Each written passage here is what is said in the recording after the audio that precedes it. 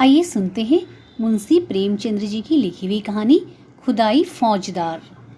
सेठ नानक चंद को आज फिर वही लिफाफा मिला और वही लिखावट सामने आई तो उनका चेहरा पीला पड़ गया। लिफाफा खोलते ही हाथ और हृदय दोनों कांपने लगे। खत में क्या है यह उन्हें खूब मालूम था। इस तरह के 2 खत पहले पा चुके थे। इस तीसरे खत में भी वही धमकियां हैं, इसमें उन्हें संदेह न था। पत्र हाथ में लिए हुए आकाश की ओर ताकने लगे। वह दिल के मजबूत आदमी थे। धमकियों से डरना उन्होंने ना सीखा था। मुर्दों से भी अपनी रकम वसूल कर लेते थे। दया या उपकार जैसी मानवीय दुर्बलताएं उन्हें छू भी ना गई थी, नहीं तो महाजन ही कैसे बनते। उस पर धर्मनिष्ठ भी थे। हर पूर्णमासी को सत्यनारायण की कथा सुनते थे। हर मंगल को महावीर जी को लड्डू चढ़ाते थे। नित्य प्रति जमुना में स्नान करते थे और हर एकादशी को व्रत रखते और ब्राह्मणों को भोजन कराते थे। और इधर जब से घी में करारा नफा होने लगा था, एक धर्मशाला बनवाने की फिक्र में थे। जमीन ठीक कर ली थी। उनके आसामियों में सैकड़ों थवई और बेलदार थे जो केवल सूद में काम करने को तैयार थे। इंतजार यही था कि कोई ईंट और चूने वाला फंस जाए और 10-20 हजार का दस्तावेज लिखवा दे तो सूद में ईंट और चूना भी मिल जाए। इस धर्मनिष्ठा ने उनकी आत्मा को और भी शक्ति प्रदान कर दी थी। देवताओं के आशीर्वाद और प्रताप से उन्हें कभी किसी सौदे में घाटा नहीं हुआ और भीषण परिस्थितियों में भी वह स्थिरचित रहने के आदी थे। किंतु जब से यह धमकियों से भरे हुए पत्र मिलने लगे थे, उन्हें बस तरह तरह की शंकाएं व्यथित करने लगी थी। कहीं सचमुच डाकुओं ने छापा मारा तो कौन उनकी सहायता करेगा। देवी बाधाओं में तो देवताओं की सहायता पर वह तकिया कर सकते थे, पर सिर पर लटकती हुई तलवार के सामने वह श्रद्धा कुछ काम न देती थी। रात को उनके द्वार पर केवल एक चौकीदार रहता है।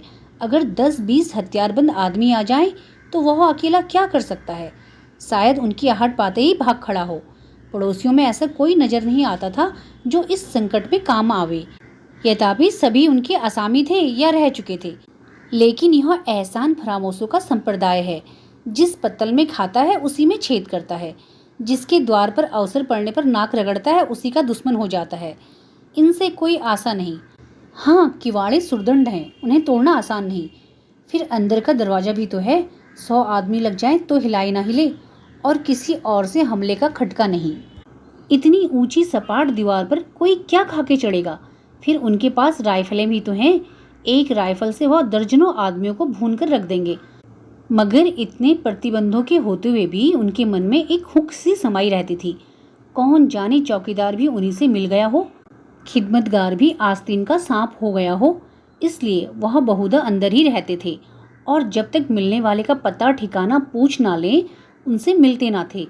फिर भी 2-4 घंटे चौपाल पर बैठना ही पड़ता था, नहीं तो सारा कारोबार मिट्टी में ना मिल जाता। जितनी देर बाहर रहते थे उनके प्राण जैसे सूली पर टंगे रहते थे। उधर उनकी मिजाज में बड़ी तब्दीली हो गई थी। इतने विनम्र और मिष्टभाषी वह कभी ना थे।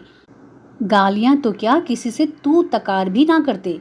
सूद की दर भी कुछ घटा दी थी, लेकिन फिर भी चित्त को शांति ना मिलती थी।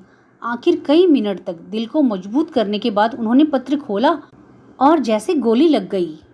सिर में चक्कर आ गया और सारी चीजें नाचती हुई मालूम हुई। सांस फूल गई, आंखें फैल गई। लिखा था, तुमने हमारे दोनों पत्रों पर कुछ ध्यान ना दिया। शायद तुम समझते होंगे कि पुलिस तुम्हारी रक्षा करेगी, लेकिन यह तुम्हारा भ्रम है। पुलिस उस वक्त आएगी जब हम अपना काम करके 100 कोस निकल गए होंगे। तुम्हारी अक्ल पर पत्थर पड़ गया है।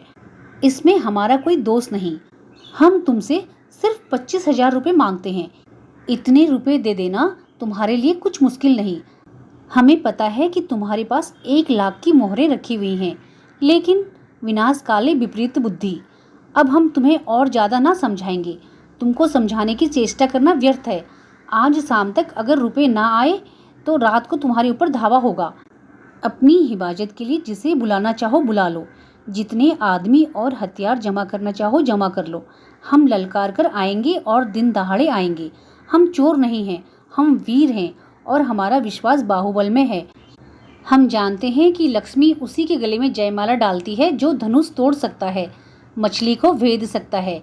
यदि सेठ जी ने तुरंत ही बही खाते बंद कर दिए और रोकड़ संभालकर तिजोरी में रख दिया और सामने का द्वार भीतर से बंद करके मरे हुए से केसर के पास आकर बोले, आज फिर वही खत आया। केसर, अब आज ही आ रहे हैं।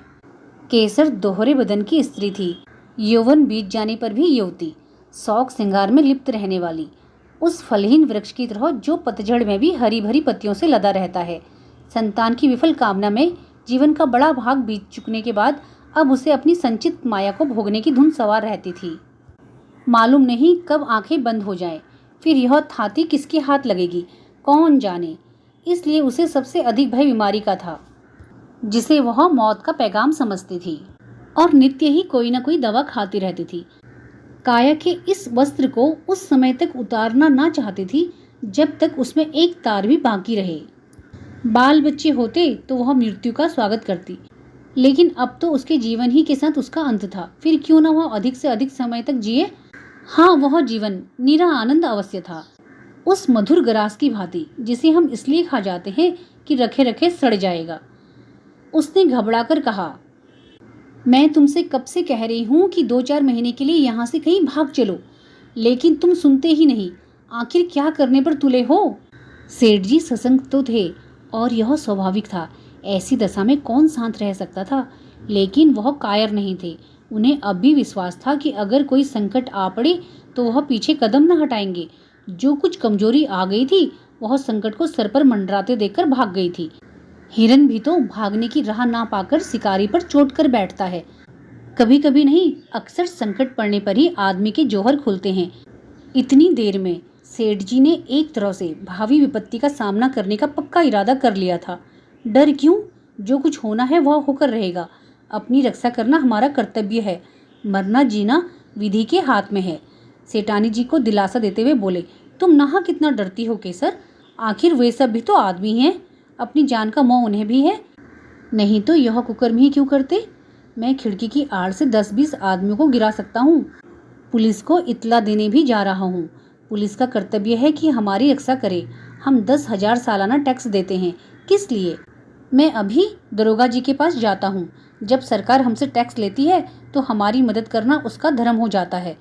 राजनीति का यह तत्व उसकी समझ में नहीं आया। वह तो किसी तरह इस भय से मुक्त होना चाहती थी जो उसके दिल में सांप की भांति बैठा फुफकार रहा था। पुलिस का जो अनुभव था उससे चित्त को संतोष न होता था।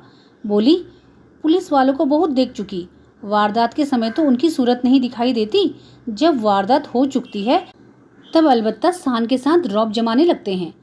पुलिस तो सरकार का राज चला रही है, तुम क्या जानो। मैं तो कहती हूँ यूं अगर कल वारदात होने वाली होगी तो पुलिस को खबर देने से आज ही हो जाएगी। लूट के माल में इनका भी साझा होता है। जानता हूँ, देख चुका हूँ, रोज देखता हूँ, लेकिन मैं सरकार को 10,000 का सालाना टैक्स देता हूँ। पुलिस वालों का आदर सत्कार भी करता हूँ। अभी जाड़ों में सुपरिटेंडेंट साहब आए थे तो मैंने कितनी रसद पहुँचाई थी। एक पूरा कनस्तर घी और एक शक्कर की पूरी बोरी भेज दी थी। यह सब खिलाना पिलाना किस दिन काम आएगा। हाँ, आदमी को 16 आने दूसरों के भरोसे ना बैठना चाहिए। इसलिए मैंने सोचा है तुम्हें भी बंदूक चलाना सिखा दूं। हम दोनों बंदूकें छोड़ना शुरू करेंगे तो डाकुओं की क्या मजाल है कि अंदर कदम रख सके। प्रस्ताव हास्यजनक था। केसर ने मुस्कुराकर कहा, हाँ और क्या, अब आज मैं बंदूक चलाना सीखूंगी। तुमको जब देखो हंसी ही सूझती है। इसमें हंसी की क्या बात है, आजकल तो औरतों की फौजें बन रही हैं। सिपाहियों की तरह औरतें भी कवायद करती हैं, बंदूक चलाती हैं, मैदानों में खेलती हैं। औरतों के घर में बैठने का जमाना अब नहीं है। विलायत की औरतें बंदूक चलाती होंगी, यहाँ की औरतें क्या चलाएंगी। हाँ, हाथ भर की जवान चला लें। यहाँ की औरतों ने बहादुरी के जो काम किए हैं उनसे इतिहास के पन्ने भरे पड़े हैं। आज दुनिया उन वृत्तांतों को पढ़कर चकित हो जाती है। पुराने जमाने की बातें छोड़ो, तब औरतें बहादुर रही होंगी। आज कौन बहादुरी कर रही हैं। वाह, अभी हजारों औरतें घर बार छोड़कर हंसते हंसते जेल चली गई थी। वह बहादुरी नहीं थी। अभी पंजाब में हरनान कुंवर ने अकेले 4 सशस्त्र डाकुओं को गिरफ्तार किया और लाट साहब तक ने उनकी प्रशंसा की। क्या जाने वे कैसी औरतें हैं। मैं तो डाकुओं को देखते ही चक्कर खाकर गिर पड़ूंगी। उसी वक्त नौकर ने आकर कहा, सरकार थाने से 4 कांस्टेबल आए हैं, आपको बुला रहे हैं। सेठ जी प्रसन्न होकर बोले, थानेदार भी हैं। नहीं सरकार, अकेले कांस्टेबल है। थानेदार क्यों नहीं आया। यह कहते हुए सेठ जी ने पान खाया और बाहर निकले। सेठ जी को देखते ही चारों कांस्टेबल ने सिर झुकाकर सलाम किया, बिल्कुल अंग्रेजी कायदे से, मानो अपने किसी अफसर को सैल्यूट कर रहे हों। सेठ जी ने उन्हें बेंचों पर बिठाया और बोले, दरोगा जी का मिजाज तो अच्छा है, मैं तो उनके पास आने वाला था। चारों में जो सबसे प्रौढ़ था, जिसकी आस्तीन पर कई बिल्ले लगे हुए थे, बोला, आप क्यों तकलीफ करते हैं, वह तो खुद ही आ रहे थे, पर एक बड़ी जरूरी तहकीकात आ गई, इससे रुक गए, कल आपसे मिलेंगे। जब से यहाँ डाकुओं की खबरें आई हैं, बेचारे बहुत घबराए हुए हैं। आपकी तरफ हमेशा उनका ध्यान रहता है। कई बार कह चुके हैं कि मुझे सबसे ज़्यादा फिक्र सेठ जी की है। गुमनाम खत तो आपके पास भी आए होंगे? सेठ जी ने लापरवाही दिखाकर कहा, अजी ऐसी चिट्ठियाँ आती ही रहती हैं, इनकी कौन परवाह करता है। मेरे पास तो 3 खत आ चुके हैं, मैंने किसी से जिक्र नहीं किया। कांस्टेबल हंसा, दरोगा जी को खबर मिली थी? सच? हाँ साहब, रत्ती रत्ती खबर मिलती रहती है, यहाँ तक कि मालूम हुआ है कि कल आपके मकान पर उनका धावा होने वाला है। जभी तो आज दरोगा जी ने मुझे आपकी खिदमत में भेजा है। मगर वहाँ खबर कैसे पहुँची? मैंने तो किसी से कहा नहीं। कांस्टेबल ने रहस्यमय भाव से कहा, हजूर, यह ना पूछे, इलाके के सबसे बड़े सेठ के पास ऐसे खत आए और पुलिस को खबर ना हो, भला कोई बात है? फिर ऊपर से बराबर ताकीद आती रहती है कि सेठ जी को शिकायत का कोई मौका ना दिया जाए। सुप्रिटेंडेंट साहब की खास ताकीद है आपके लिए। और हजूर, सरकार भी तो आप ही के बूते पर चलती है। सेठ साहूकारों के जान माल की हिफाजत ना करे तो रहे कहाँ? हमारे होते मजाल है कि कोई आपकी तरफ तिरछी आंख से देख सके। मगर यह कमबख्त डाकू इतने दिलेर और तादाद में इतने ज़्यादा हैं कि थाने के बाहर इनसे मुकाबला करना मुश्किल है। दरोगा जी गारद मांगने की बात सोच रहे थे, मगर ये हत्यारे कहीं के एक जगह रहते नहीं। आज यहाँ है तो कल यहाँ से 200 कोस दूर पर। गारद मांगकर ही क्या किया जाए? इलाके की रियायत की तो हमें फिक्र नहीं, हजूर मालिक हैं, आपसे क्या छिपाएं। किसके पास रखा है इतना माल असबाब? और अगर किसी के पास 200-400 की पूंजी निकल भी आई तो उसके लिए पुलिस डाकू के पीछे अपनी जान हथेली पर लिए ना फिरेगा। उन्हें क्या, वह तो छूटते ही गोली चलाते हैं, अक्सर छिपकर। हमारे लिए तो 1000 बंदिशें हैं, कोई बात बिगड़ जाए तो उल्टे अपनी ही जान आफत में फंस जाए। हमें तो ऐसे रास्ते चलना है कि सांप मरे और लाठी भी ना टूटे। इसलिए दरोगा जी ने आपसे यह अर्ज करने को कहा है, आपके पास जोखिम की जो भी चीज हो उन्हें लाकर सरकारी खजाने में जमा कर दीजिए। आपको उसकी रसीद दे दी जाएगी, ताला और मुहर आप ही की रहेगी। जब यह हंगामा ठंडा हो जाए तो मंगवा लीजिएगा। इससे आपको भी बेफिक्री हो जाएगी और हम भी जिम्मेवारी से बच जाएंगे। खुदा ना करे कोई वारदात हो जाए तो हजूर को जो नुकसान हो वह तो हो ही, हमारे ऊपर भी जवाबदेही आ जाए। और यह जालिम सिर्फ माल असबाब लेकर ही तो जान नहीं छोड़ते, खून करते हैं, घर में आग लगा देते हैं, यहाँ तक कि औरतों की बेइज्जती भी करते हैं। हजूर तो जानते हैं, होता है यही तो तदबीर में लिखा है। आप इकबाल वाले आदमी हैं, डाकू आपका कुछ नहीं बिगाड़ सकते। सारा कस्बा आपके लिए जान देने को तैयार है। आपका पूजा पाठ धर्म कर्म खुदा खुद देख रहा है। यह उसी की बरकत है कि आप मिट्टी भी छू लें तो सोना हो जाए। लेकिन आदमी भरकस अपनी हिफाजत करता है। हजूर के पास मोटर है ही, जो कुछ रखना हो उस पर रख दीजिए। हम 4 आदमी आपके साथ हैं, कोई खटका नहीं। वहाँ 1 मिनट में आपको फुर्सत हो जाएगी। पता चला है कि इस गोल में 20 जवान हैं, 2 बैरागी बने हुए हैं, 2 पंजाबियों के भेष में धूसे और अलवान बेचते फिरते हैं। इन दोनों के साथ 2 बहंगी वाले भी हैं। 2 आदमी बलूचियों के भेष में छुरियाँ और ताले बेचते हैं। कहाँ तक गिनाऊं हजूर? हमारे थाने में तो हर एक हुलिया रखा हुआ है।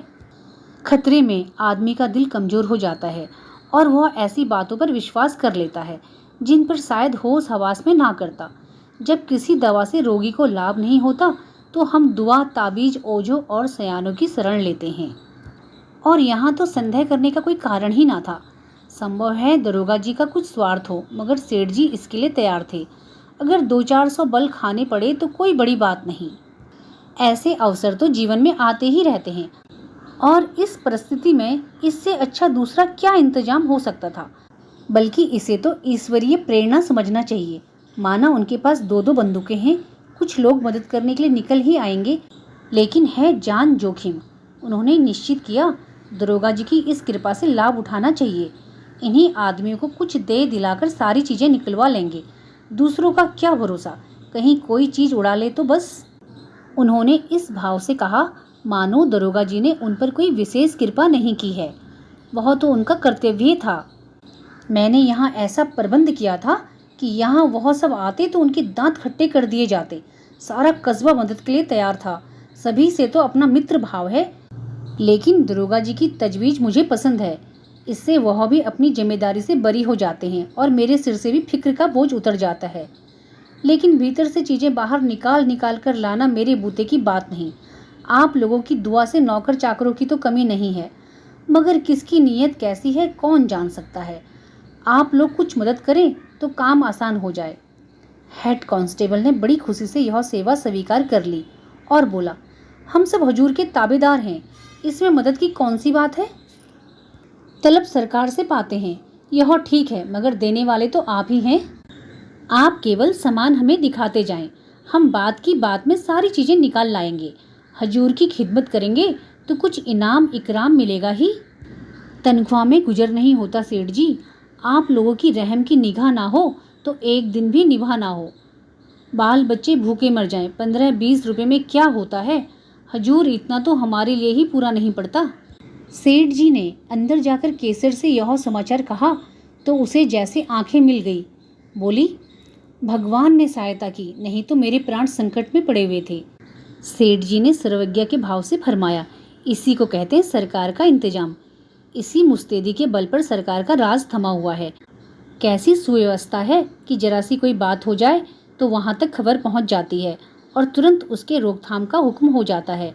और यहाँ वाले ऐसे बुद्धू हैं कि स्वराज स्वराज चिल्ला रहे हैं। इनके हाथ में अख्तियार आ जाए तो दिन दोपहर लूट मच जाए, कोई किसी को ना सुने। ऊपर से ताकीद आई है, हाकिमों का आदर सत्कार कभी निष्फल नहीं जाता। मैं तो सोचता हूँ कि कोई बहुमूल्य वस्तु घर में ना छोड़ूं, साले आए तो अपना सा मुंह लेकर रह जाएं। केसर ने मन ही मन प्रसन्न होकर कहा, कुंजी उनके सामने फेंक देना कि जो चाहो निकाल ले जाओ, साले झेप जाएंगे, मुंह में कालिख लग जाएगी। घमंड तो देखो कि तिथि तक बता दी, यह नहीं समझे कि अंग्रेजी सरकार का राज है। तुम डाल डाल चलो तो वह पात पात चलते हैं, समझे होंगे कि धमकी में आ जाएंगे। 3 कांस्टेबलों ने आकर संदूकचे और सेफ निकालने शुरू किए। एक बाहर सामान को मोटर पर लाद रहा था और हर एक चीज को नोटबुक पर टांगता जाता था। आभूषण, मोहरे, नोट, रुपए, कीमती कपड़े, साड़ियाँ, लहंगे, साल दुसाले सब कार में रख दिए। मामूली बर्तन, लोहे लकड़ी के सामान, फर्श आदि के सिवा घर में और कुछ ना बचा। और डाकुओं के लिए ये चीजें कौड़ी की भी नहीं। केसर का सिंगारदान खुद सेठ जी लाए और हेड के हाथ में देकर बोले, इसे बड़ी हिफाजत से रखना भाई। हेड ने सिंगारदान लेकर कहा, मेरे लिए एक एक तिनका इतना ही कीमती है। सेठ जी के मन में एक संदेह उठा। पूछा, खजाने की कुंजी तो मेरे पास ही रहेगी। और क्या, यह तो मैं पहले ही अर्ज कर चुका हूँ, मगर यह सवाल आपके दिल में क्यों पैदा हुआ? यूं ही पूछा था। सेठ जी लज्जित हो गए। नहीं, अगर आपके दिल में कुछ सुबह हो तो हम लोग यहाँ भी आपकी खिदमत के लिए हाजिर हैं। हाँ, हम जिम्मेदार ना होंगे। अजी नहीं हेड साहब, मैंने यूं ही पूछ लिया था। यह फेहरिस्त तो मुझे दे दोगे ना? फेहरिस्त आपको थाना में दारोगा जी के दस्तखत से मिलेगी, इसका क्या एतबार। कार पर सारा सामान रख दिया गया। कस्बे के सैकड़ों आदमी तमाशा देख रहे थे। कार बड़ी थी पर ठसाठस भरी हुई थी। बड़ी मुश्किल से सेठ जी के लिए जगह निकली। चारों कांस्टेबल आगे की सीट सिमट कर बैठे। कार चली। केसर द्वार पर इस तरह खड़ी थी मानो उसकी बेटी विदा हो रही हो। बेटी ससुराल जा रही है जहाँ वह मालकिन बनेगी, लेकिन उसका घर सुना किए जा रही है। थाना यहाँ से 5 मील पर था। कस्बे से बाहर निकलते ही पहाड़ों का पथरीला सन्नाटा था, जिसके दामन में हरा भरा मैदान था और इसी मैदान के बीच में लाल मोरम की सड़क चक्कर खाती हुई लाल सांप जैसे निकल गई थी। हेड ने सेठ जी से पूछा, यह कहाँ तक सही है सेठ जी कि आज से 25 साल पहले आपके बाप केवल लोटा डोर लेकर यहाँ खाली हाथ आए थे? सेठ जी ने गर्व करते हुए कहा, बिल्कुल सही है। मेरे पास कुल 3 रुपए थे, इसी से आटा दाल की दुकान खोली थी। तकदीर का खेल है, भगवान की दया चाहिए। आदमी को बनते बिगड़ते देर नहीं लगती, लेकिन मैंने कभी पैसों को दांतों से नहीं पकड़ा। यथाशक्ति धर्म का पालन करता गया। धन की शोभा धर्म से ही है, नहीं तो धन से कोई फायदा नहीं। आप बिल्कुल ठीक कहते हैं सेठ जी, आपकी मूरत बनाकर पूजना चाहिए। 3 रुपए से लाख कमा लेना मामूली काम नहीं है। आधी रात तक सर उठाने की फुर्सत नहीं मिलती खां साहब। आपको तो यह सब कारोबार जंजाल सा लगता होगा। जंजाल तो है ही, मगर भगवान की ऐसी माया है कि आदमी सब कुछ समझकर इसमें फंस जाता है और सारी उम्र फंसा रहता है। मौत आ जाती है तभी छुट्टी मिलती है। बस यही अभिलाषा है कि कुछ यादगार छोड़ जाऊं। आपकी कोई औलाद हुई ही नहीं? भाग्य में ना था खां साहब, और क्या कहूँ। जिनके घर में भुनी भांग नहीं है, उनके यहाँ घास फूस की तरह बच्चे ही बच्चे देख लो। जिन्हें भगवान ने खाने को दिया है वे संतान का मुंह देखने को तरसते हैं। आप बिल्कुल ठीक कहते हैं सेठ जी, जिंदगी का मजा संतान से है। जिसके आगे अंधेरा है उसके लिए धन दौलत किस काम का। ईश्वर की यही इच्छा है तो आदमी क्या करे। मेरा बस चलता तो माया जाल से निकल भागता खां साहब। एक क्षण भर यहाँ ना रहता, कहीं तीर्थ स्थान में बैठकर भगवान का भजन करता। मगर क्या करूं, माया जाल तोड़े नहीं तोड़ता। एक बार दिल मजबूत करके तोड़ क्यों नहीं देते। सब उठाकर गरीबों को बांट दीजिए। साधु संतों को नहीं, ना मोटे ब्राह्मणों को, बल्कि उनको जिनके लिए यह जिंदगी बोझ हो रही है, जिसकी यही एक आरजू है कि मौत आकर उसकी विपत्ति का अंत कर दे। इस माया जाल को तोड़ना आदमी का काम नहीं है खां साहब। भगवान की इच्छा होती है तभी मन में वैराग्य आता है। आज भगवान ने आपके ऊपर दया की है। हम सब इस माया जाल को मकड़ी के जाले की तरह तोड़कर आपको आज़ाद करने के लिए भेजे गए हैं। भगवान आपकी भक्ति से प्रसन्न हो गए हैं और आपको इस बंधन में नहीं रखना चाहते, जीवन मुक्ति कर देना चाहते हैं। ऐसी भगवान की दया हो जाती तो क्या पूछना खां साहब। भगवान की ऐसी ही दया है सेठ जी, विश्वास मानिए। हमें तो इसीलिए उन्होंने मृत्युलोक में तैनात किया है। हम कितने ही माया जाल के कैदियों की बेड़ियां काट चुके हैं, आज आपकी बारी है। सेठ जी की नाड़ियों में जैसे रक्त का प्रवाह बंद हो गया। सहमी हुई आंखों से सिपाहियों को देखकर बोले, आप बड़े हंसोड़ हो खां साहब। हमारे जीवन का सिद्धांत है कि किसी को कष्ट मत दो, लेकिन ये रुपए वाले कुछ ऐसी औंधी खोपड़ी के लोग हैं कि जो उनका उद्धार करने आता है उसी के दुश्मन हो जाते हैं। हम आपकी बेड़ियां काटने आए हैं, लेकिन अगर आपसे कहें कि यह सब जमा जत्था और लदा पदा छोड़कर घर की राह लीजिए तो आप चीखना चिल्लाना शुरू कर देंगे। हम लोग वही खुदाई फौजदार हैं जिनके इतलाई खत आपके पास पहुंच चुके हैं। सेठ जी मानो आकाश से पाताल में गिर पड़े। सारी ज्ञान इंद्रियों ने जवाब दे दिया और इसी मूर्छा की दशा में वह मोटर कार से नीचे धकेल दिए गए और गाड़ी चल पड़ी। सेठ जी की चेष्टा जाग पड़ी। बदहवास गाड़ी के पीछे दौड़े। हजूर, सरकार तबाह हो जाएंगे, दया कीजिए, घर में एक कौड़ी भी नहीं है। हेड साहब ने खिड़की से बाहर हाथ निकाला और 3 रुपए जमीन पर फेंक दिए। मोटर की चाल तेज हो गई। सेठ जी सिर पकड़कर बैठ गए और विक्षिप्त नेत्रों से मोटर कार को देखा, जैसे कोई स्वर्गारोही प्राण को देखे। उनके जीवन का स्वप्न उड़ा चला जा रहा था।